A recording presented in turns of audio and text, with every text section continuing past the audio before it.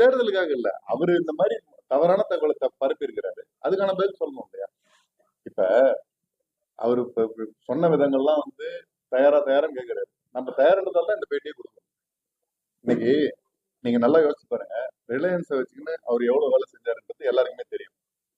அதிகமான முறை ரிலையன்ஸுக்காகவும் அந்த மதுபானங்களையும் வச்சிருந்தது அவங்க எல்லாமே பார்த்துருக்கிறாங்க.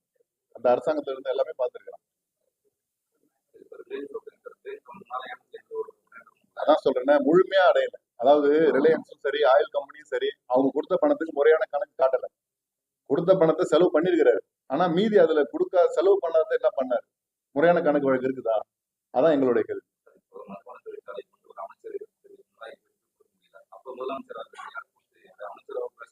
அததான் சொல்றேன்.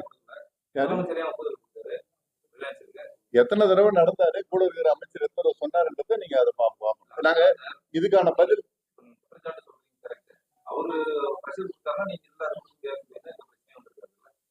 அதை நம்ம அடுத்ததுல சொல்றோம். இல்ல அவங்க செய்யாத, அவங்க தயாரா, அதான் சொல்றேன், சுருக்கமா சொல்லிட்டேன். 85ல இருந்து முன்னாள் முதலமைச்சர் அவரு விவி அவர்களுக்கு இருந்த சொத்து கணக்கையும் எடுத்துங்க, இப்ப இருக்கிற சொத்து கணக்கையும் எடுத்துங்க.